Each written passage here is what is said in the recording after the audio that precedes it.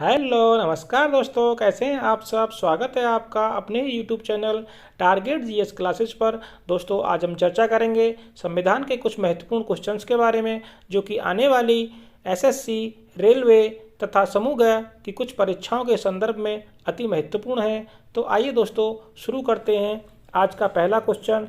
दोस्तों आज का पहला क्वेश्चन है, निम्न में से किसे संविधान सभा द्वारा स्थायी अध्यक्ष चुना गया था।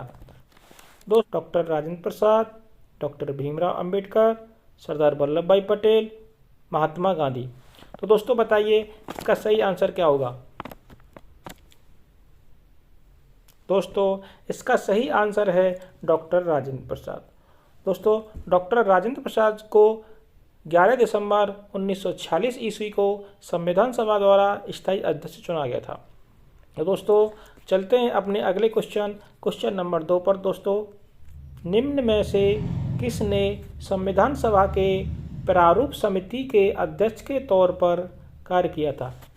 दोस्तों ऑप्शन है डॉक्टर राजेंद्र प्रसाद, जवाहरलाल नेहरू, डॉक्टर भीमराव अंबेडकर, सरदार वल्लभ भाई पटेल। दोस्तों बताइए इसका सही आंसर क्या होगा। दोस्तों इसका सही आंसर है डॉक्टर भीमराव अंबेडकर जी। दोस्तों डॉक्टर भीमराव अंबेडकर जी संविधान सभा के प्रारूप समिति के अध्यक्ष थे। दोस्तों अब चलते हैं अपने अगले क्वेश्चन नंबर 3 पर।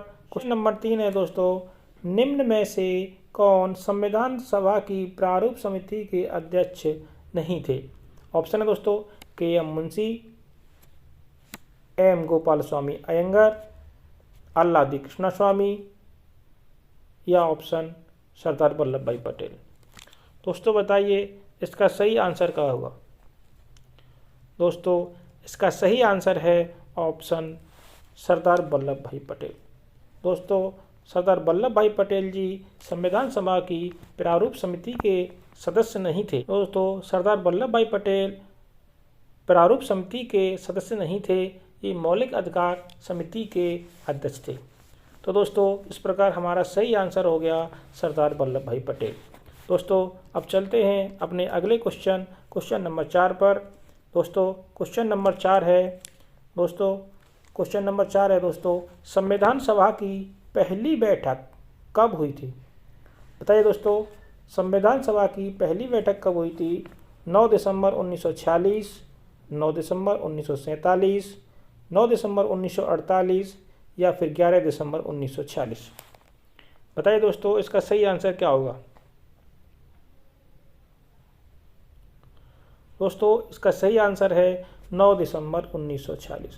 दोस्तों 9 दिसंबर 1946 को अस्थायी अध्यक्ष के तौर पर डॉक्टर सच्चिदानंद सिन्हा को अस्थायी अध्यक्ष चुना गया था। दोस्तों अब चलते हैं अपने अगले क्वेश्चन नंबर 5 पर। दोस्तों अपना क्वेश्चन नंबर 5 है दोस्तों क्वेश्चन नंबर 5। दोस्तों क्वेश्चन नंबर 5 है भारतीय संविधान की संरचना। दोस्तों बताइए भारतीय संविधान की संरचना कैसी है। ऑप्शन संरचना में संघीय है जबकि भावना में एकल है। अगला ऑप्शन कठोर है। अगला ऑप्शन पूरी तरह संघीय है। बताइए दोस्तों इसका सही आंसर क्या होगा। दोस्तों इसका सही आंसर संरचना में संघीय है जबकि भावना में एकल है। दोस्तों हमारा संविधान संरचना में संघीय है जबकि भावना में एकल संविधान है। दोस्तों अब चलते हैं अपने अगले क्वेश्चन नंबर 6 पर। दोस्तों क्वेश्चन नंबर 6 है भारतीय संविधान द्वारा व्यवस्था की गई है। दोस्तों भारतीय संविधान द्वारा क्या व्यवस्था की गई है। दोस्तों ऑप्शन है दोस्तों द्विसदनीय व्यवस्था, एक सदनीय व्यवस्था, अध्यक्षीय प्रणाली या फिर सर्वाधिकारी व्यवस्था। दोस्तों बताइए 4 ऑप्शन आपके सामने। दोस्तों इसका सही आंसर क्या होगा।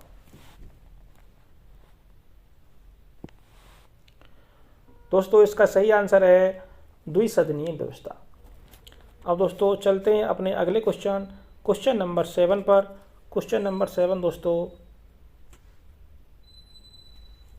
दोस्तों क्वेश्चन नंबर 7। दोस्तों क्वेश्चन नंबर 7, 1956 के राज्य पुनर्गठन। दोस्तों पुनर्गठन की बात कही है यहाँ पे। दोस्तों 1956 के राज्य पुनर्गठन के माध्यम से गठन हुआ। 17 राज्यों एवं 9 संघ शासित क्षेत्रों का, 15 राज्यों एवं 9 संघ शासित क्षेत्रों का, 14 राज्यों एवं 6 संघ शासित क्षेत्रों का, 17 राज्यों एवं 6 संघ शासित क्षेत्रों का। दोस्तों बताइए इसका सही आंसर क्या होगा। दोस्तों इसका सही आंसर है 14 राज्यों एवं 6 संघ शासित क्षेत्रों का। दोस्तों 1956 के राज्य पुनर्गठन के माध्यम से 14 राज्य और 6 संघ शासित क्षेत्रों का गठन हुआ था, जो कि 7वां संविधान संशोधन के नाम से जाना जाता है। दोस्तों ये था हमारा 7वां क्वेश्चन। और दोस्तों चलते हैं अपने अगले क्वेश्चन नंबर 8 पर। दोस्तों क्वेश्चन नंबर 8 है दोस्तों क्वेश्चन नंबर 8। दोस्तों क्वेश्चन नंबर 8 है 1987 में। दोस्तों 1987 में भारत कितने राज्यों का संघ था। ऑप्शंस हैं 20 राज्यों का, 14 राज्यों का, 21 राज्यों का, या फिर दोस्तों 25 राज्यों का। दोस्तों बताइए इसका सही आंसर क्या होगा। दोस्तों इसका सही आंसर है 25 राज्यों का। दोस्तों 1987 में भारत 25 राज्यों का संघ था। दोस्तों इस तरह के क्वेश्चंस भी कभी कभी एग्जाम में आ जाते हैं दोस्तों, तो इस तरह से दोस्तों ऐसे क्वेश्चंस भी हमको तैयार करने होते हैं। तो दोस्तों इसका सही आंसर होगा 25 राज्यों का। दोस्तों चलते हैं अपने अगले क्वेश्चंस पर। दोस्तों क्वेश्चन नंबर 9 है, निम्न में से कौन एक भारतीय संविधान की विशेषता है। दोस्तों हमें एक भारतीय संविधान की विशेषता बतानी है। दोस्तों पहला ऑप्शन है दोस्तों अल्पसंख्यकों एवं पिछड़े वर्गों का संरक्षण। दोस्तों अगला ऑप्शन है दोहरी नागरिकता। दोस्तों अगला एकात्मक सरकार, या फिर दोस्तों राष्ट्रपति सरकार। दोस्तों बताइए इसका सही आंसर क्या होगा। तो दोस्तों इसका सही आंसर होगा अल्पसंख्यकों एवं पिछड़े वर्गों का संरक्षण। दोस्तों हमारा संविधान समानता और बंधुत्व की भावना का विकास करता है तथा हमारे संविधान में अल्पसंख्यकों एवं पिछड़े वर्गों के संरक्षण की बात कही गई है। दोस्तों अब अगला क्वेश्चन है दोस्तों, अगला क्वेश्चन नंबर 10। क्वेश्चन नंबर 10 है दोस्तों, संसदीय व्यवस्था में कार्यपालिका उत्तरदायी होती है। दोस्तों हमें बताना है संसदीय व्यवस्था में कार्यपालिका किसके प्रति उत्तरदायी होती है दोस्तों।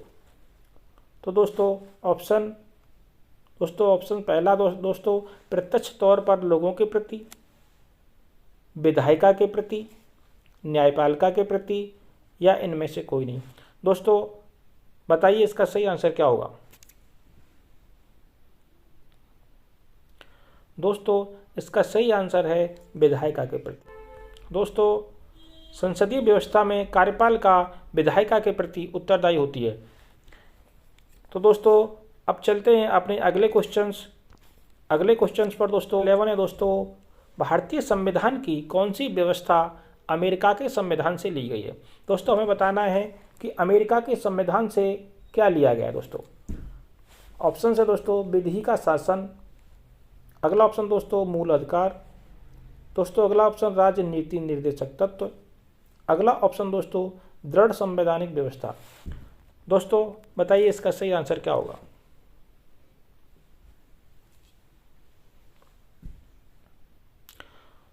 दोस्तों इसका सही आंसर होगा मूल अधिकार। दोस्तों मूल अधिकारों को हमारे भारतीय संविधान में अमेरिका के संविधान से शामिल किया गया है। तो दोस्तों इस प्रकार हमारा सही आंसर होगा मूल अधिकार। दोस्तों चलते हैं अपने अगले क्वेश्चंस पर। दोस्तों अपना अगला क्वेश्चन है दोस्तों क्वेश्चन नंबर 12। दोस्तों निम्न में से कौन सा भारत में राजनीतिक शक्ति का मुख्य स्रोत क्या है। दोस्तों आपको बताना है कि इनमें से कौन सा भारत में राजनीतिक शक्ति का मुख्य स्रोत है। दोस्तों ऑप्शंस हैं संविधान, अगला ऑप्शन दोस्तों संसद, दोस्तों अगला ऑप्शन संसद और राज्यों की विधानसभा संयुक्त रूप से, या फिर दोस्तों भारतीय जनता। दोस्तों बताइए इसका सही आंसर क्या होगा। तो दोस्तों इसका सही आंसर है भारतीय जनता। दोस्तों भारत में राजनीतिक शक्ति का मुख्य स्रोत भारतीय जनता है, क्योंकि भारतीय जनता ही क्योंकि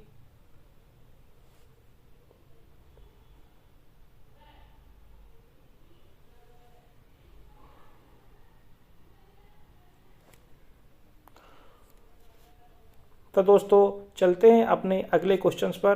दोस्तों अपना अगला क्वेश्चन है दोस्तों क्वेश्चन नंबर 13। क्वेश्चन नंबर 13 दोस्तों, क्वेश्चन नंबर 13 है दोस्तों, क्वेश्चन नंबर 13 दोस्तों ये। तो चलते हैं दोस्तों अपने अगले क्वेश्चन नंबर 13 पर। दोस्तों अगला क्वेश्चन है, पंचायती राज प्रणाली में ग्राम पंचायतों का गठन होता है। दोस्तों बताना होगा दोस्तों आपको कि पंचायत राज प्रणाली में गठन होता है, किसका गठन होता है दोस्तों, बताइए दोस्तों। ऑप्शन है दोस्तों, ग्राम स्तर पर, प्रखंड स्तर पर, अगला ऑप्शन दोस्तों नगर स्तर पर, या फिर जिला स्तर पर। दोस्तों बताइए इसका सही आंसर क्या होगा। तो दोस्तों इसका सही आंसर है ग्राम स्तर पर। दोस्तों पंचायती राज प्रणाली में ग्राम पंचायतों का गठन ग्राम स्तर पर किया जाता है। दोस्तों अब चलते हैं अपने अगले क्वेश्चंस पर। दोस्तों अपना अगला क्वेश्चन नंबर 14। दोस्तों क्वेश्चन नंबर 14 पर चलते हैं। दोस्तों क्वेश्चन नंबर 14 दोस्तों, बलवंत राय मेहता समिति। दोस्तों हमें बताना है बलवंत राय मेहता समिति का गठन किस वर्ष किया गया। दोस्तों ये दोस्तों हमें बताना है कि बलवंत राय मेहता समिति का गठन किस वर्ष किया गया। ऑप्शन है दोस्तों 1953 ईस्वी, 1954 ईस्वी, 1955 ईस्वी, या फिर दोस्तों 1957 ईस्वी। दोस्तों बताइए इसका सही आंसर क्या होगा। दोस्तों इसका सही आंसर है 1957 ईस्वी। दोस्तों बलवंत राय मेहता समिति का गठन 1957 ईस्वी में किया गया था, जिन्होंने वर्ष 1958 ईस्वी में अपनी रिपोर्ट सौंपी थी। दोस्तों ये था 14वां क्वेश्चन। दोस्तों चलते हैं अपने अगले क्वेश्चंस पर। दोस्तों अपना अगला क्वेश्चन नंबर 15। दोस्तों ये हमारे महत्वपूर्ण प्रश्नों का अंतिम क्वेश्चन है। दोस्तों क्वेश्चन नंबर 15। दोस्तों क्वेश्चन नंबर 15 दोस्तों, भारत के संविधान के अंतर्गत कितने प्रकार की आपातकालीन व्यवस्थाओं पर विचार किया जा सकता है। दोस्तों दोस्तों बताइए इसमें भारत के संविधान के अंतर्गत कितने प्रकार की आपातकालीन व्यवस्थाओं पर विचार किया जा सकता है। दोस्तों ऑप्शन है दोस्तों, एक भी नहीं, अगला ऑप्शन 2, अगला ऑप्शन 3, या फिर दोस्तों 4। बताइए दोस्तों इसका सही आंसर क्या होगा। तो दोस्तों इसका सही आंसर है दोस्तों ऑप्शन 3। दोस्तों हमारे भारत के संविधान के अंतर्गत 3 प्रकार की आपातकालीन व्यवस्थाओं पर विचार किया जा सकता है। दोस्तों नंबर 1 दोस्तों वित्तीय आपातकाल, नंबर 2 दोस्तों राज्यों में राजतंत्र फेल हो जाने पर दोस्तों, या फिर नंबर 3 युद्ध के समय या आंतरिक सशस्त्र विद्रोह। इस प्रकार दोस्तों 3 प्रकार से आपातकाल हमारे देश में लगाया जा सकता है। दोस्तों यदि आपको वीडियो अच्छी लगी हो तो वीडियो को लाइक करें, शेयर करें, तथा दोस्तों अगर आप चैनल पर नए हैं तो चैनल को सब्सक्राइब करें, जिससे कि आपको इसी प्रकार के महत्वपूर्ण क्वेश्चंस और आंसर समय समय पर उपलब्ध हो सकें। धन्यवाद दोस्तों।